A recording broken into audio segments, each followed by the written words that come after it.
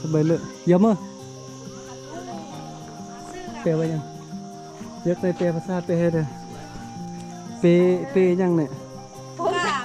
ฮะหำหำเอาไปใส่ไป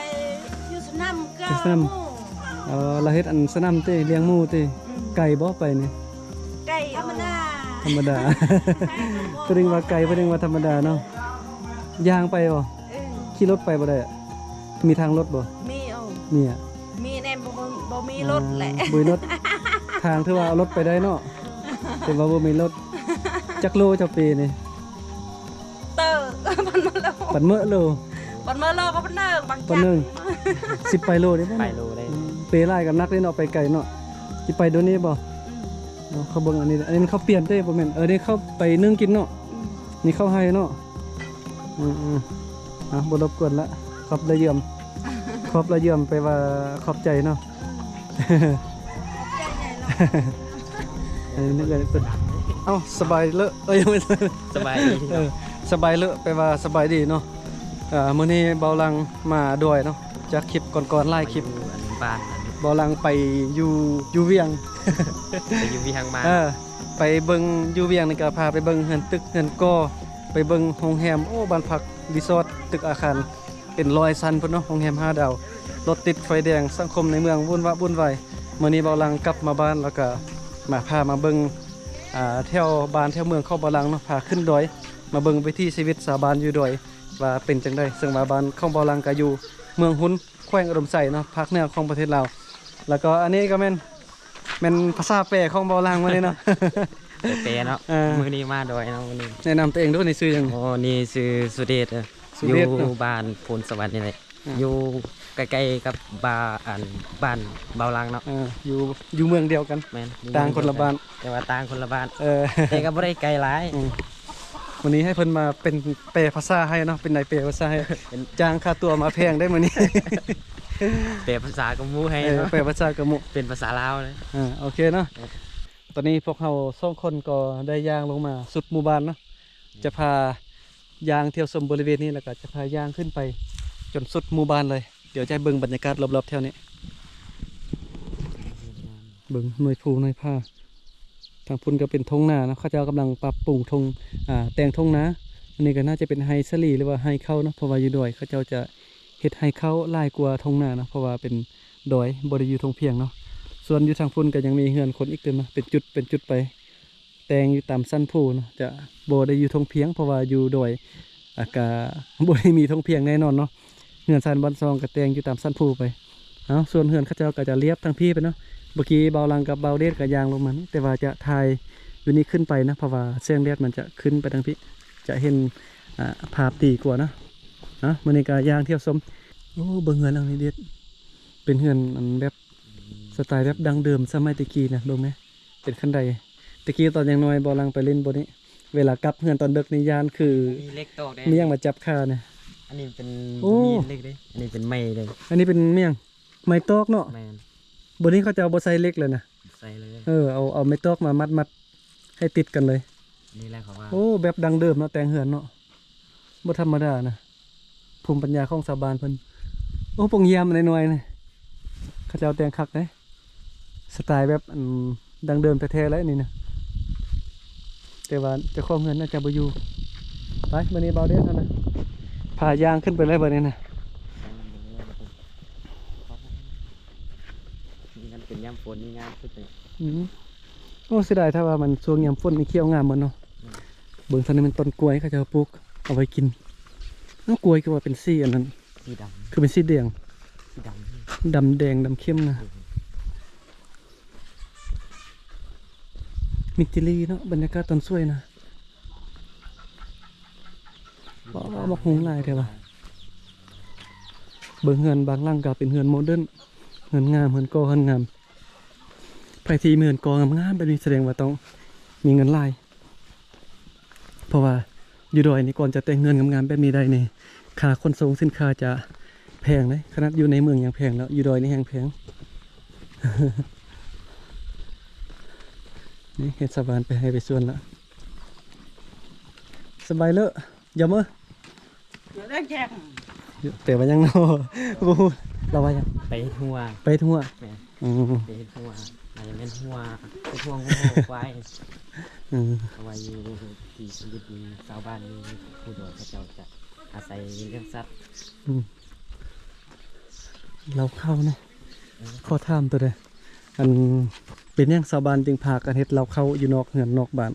ย้อนว่ามันจะมีความสะดวกสบายในเวลาเฮาเก็บเกี่ยวแล้วเฮาจะมา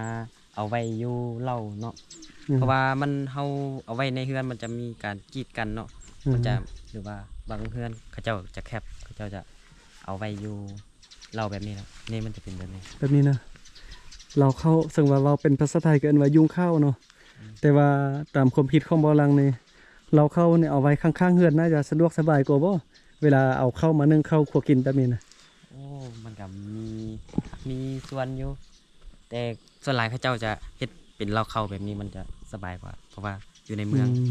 อยู่โดยมันบ่ค่อยมีแบบว่าห้องสีหรือว่า อืม ห้องสีใหญ่คือในเมืองเขาเนาะเขาเจ้าจะตำเอาบางเฮือนก็ เนาะ แต่ก็ส่วนน้อยได้บ่ค่อยเห็นอันมีห้องสีเข้าอยู่ใน ส่วนใหญ่ก็บ่มีเทื่อ ก็บ่ค่อยเห็นเลย แต่ว่าบางบ้านที่ว่าอยู่อันไกลกับในเมืองก็มีโรงสีข้าวเนาะแต่ว่าบางบ้านอยู่ไกลก็บ่มีโรงสีข้าวก็ยังตำเอา โอ้อันนี้ก็ไกลเติบเลย บ้านนี้ไกลเนาะเฮามาในชั่วโมงปลาย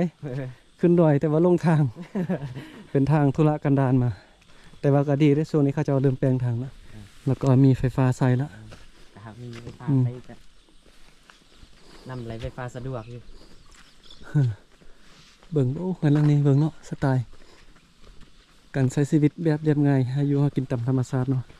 บ่ได้วุ่นวายคือสังคมในเมือง แต่ละมื้อนี่เบิ่งแล้วชาวบ้านน่าจะบ่มีรายจ่ายเมียงรายบ่คือในเมืองเนาะเด็ดเนาะในเมืองนี่โอ้มื้อหนึงนี่ต้องเสียเงินหลายเด้ซื้ออยู่ซื้อกินน้ำกินก็ได้เสียข้าวกินก็ซื้อของกินก็ซื้อ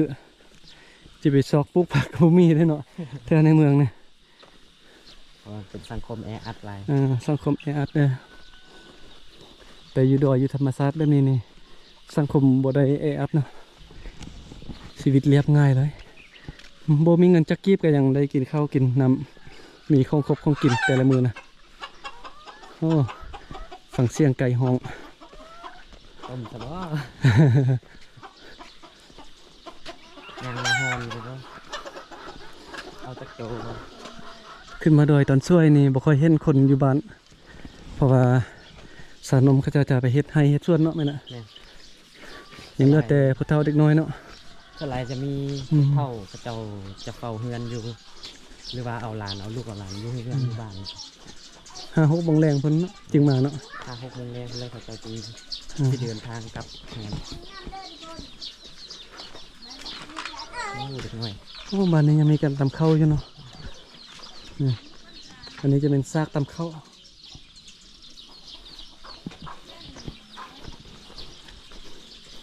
บางครอบครัวก็มีโรงสีข้าวแต่ส่วนน้อยเนาะส่วนหลายจะยังตำข้าวอยู่ เป็นหมู่บ้านของชนเผ่ากึมมุ อยู่ภาคเหนือนี่จะมีหลากหลายชนเผ่าเนาะชนเผ่ากึมมุชนเผ่าไพรชนเผ่าลือชนเผ่ามงหลายหลายชนเผ่า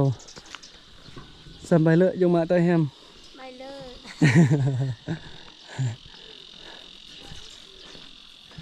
โอ้นะเขาแต่งยังนั่นฮู้บ่ตัวนี้นะ เขาบ่ให้เข้าเด้ อันนี้มันแต่งยังอันนี้นะ ตั้งบ่ ไปย่างไปมอๆก็ได้ติไปมอจะนี่ก็ได้เนาะ เดี๋ยวเลยก็เพื่อน อันนี้มันแต่งเฮ็ดเลี้ยงที่ติหรือว่าจังได๋ มอให้ตั้งนางรอหนเที่ยวมาแล้วเราปักคนี้เช็ดเรา แบบคนนอกนี่ย่างเข้าไปเฮือนได้เนาะประเด็นเลี้ยงพี่เนาะโอ้น่าจะคือแบบชนเผ่าเราลุมแม่นซ่านพระภูมิแต่ว่าชนเผ่ากึมมุเขาจะเฮ็ดแบบนี้เนาะ ครับแล้วเยี่ยม เจ้าจัดกันแบบว่าขี่แล้วย่านคนนอกมาเข้า เหตุการณ์พี่ที่ความเสื่อถือเนาะมีคนเจ็บคนเป็นละเฮ็ดไว้ยันบ่อยพี่มากวนคนจากนั้นเนาะ จะมีลายส่วนเผากับมีฮักมีฮีดคองของไผ่ของมันอันนี้ แตกต่างกันไปเนาะ โดยเฉพาะเป็นส่วนเผากับโมนี่แห้งศาสนาพีเลยถือศาสนาพีแห้ง โอ้ยายจริง อันนี้เบิ้นยักษ์ขาเด้อันนี้นะแม่นอ่ะอันนี้บ่เบิ้นยักษ์ขาอันนี้นะ อันนี้มันยักษ์ขาเนาะแบบใดดีกว่า บ่ฮู้เด้อ บัว เบิ่งเฮือน เพ เขา ราะว่า เจ้า เราก็บ่ค่อยได้ แต่ว่าเย็นเด้อเนาะบ่คือสังกะสีใส่สังกะสีนี่ร้อนนะว้าวิวงามขนาดอยู่นี่นะ รีวิวเป็นแบบอัน อืม บ้านเขาเลย ขึ้นมากลางบ้านเป็นแบบนี้ขึ้นกลางบ้านนะ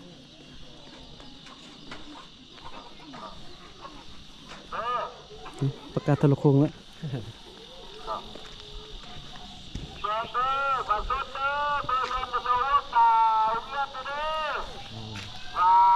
การน้อยๆ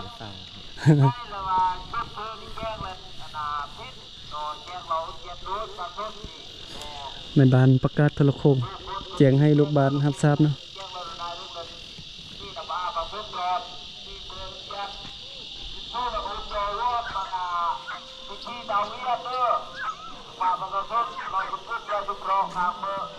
เดี๋ยวจะพาไปเบิ่งว่าอยู่เขตดอยเขตดอนเมืองนี่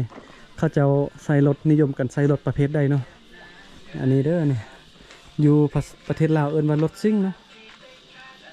ส่วนหลายคนอยู่ดอยเพิ่นจะนิยมกันใส่รถแบบนี้เพราะว่าเป็นรถบุกดอยสามารถขนเครื่องได้หลากหลายประเภทเนาะทางหน้าทางล่างนี่ก็ต่างเครื่องได้ทางหน้านี่ก็ต่างเครื่องได้เนาะน้ำมันก็ประหยัดอีกเติมขึ้นดอยบุกได้เนาะลุยบวกลุยต้มสะดวกสบายบ่มีเงินสดกินขนมบ่ได้ติโอ้บ่มีสัญญาณเราจะซื้อขนมบ่มีสัญญาณบ่ได้กินขนมแล้วมื้อนี้ ในเป็นหานขนมหานขายของกินโอ้ได้มีในมันไอ้สั่งลิตรปันมื้อมาเท่าลงกี่ลิตรปันมื้อมี70,000 คนอยู่70,000 ลิตร70,000เกียรติเนาะ ถือว่าหายแห้งได้ โอ้ในไอ้สั่งลิตร70,000หานขายของกินขายขนมเพิ่นอยู่ด้วยขายประเภทนี้เนาะมีซั่นนี้ไปบัดนี้นะย่างไปทางพี่ ยามแตงเมื่อ เงาะเงาะ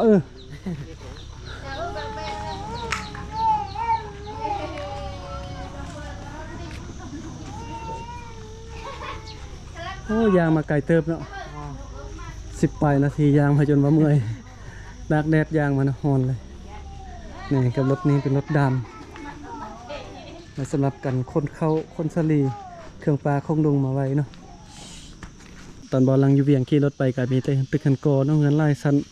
โรงแรมอาคารบ้านพักโอ้หลากหลายรถติดไฟแดงวุ่นวายเนาะมาดอยบัดนี้นะมาเบิ่งสังคมชีวิตอยู่ดอย ต่างกันเนาะไผเบิ่งแล้วก็มักแบบใดคอมเมนต์บอกได้เด้อระหว่างอยู่ดอยกับในเมืองมานั่งดูเที่ยงให้เที่ยงตูบเข้าเดี๋ยวจะให้ฟังเสียงแมลงแมงไม้อยู่ธรรมชาตินำกันเนาะจากที่บ่ลังไปเข้าในเมืองฟังแต่เสียงรถฟังเสียงบีบแก่เนาะเดี๋ยวนี้ขึ้นมาโดยมาฟังเสียงแมลงแมงไม้ธรรมชาตินำกันเนาะเดี๋ยวจะพาเบิ่งบรรยากาศรอบๆ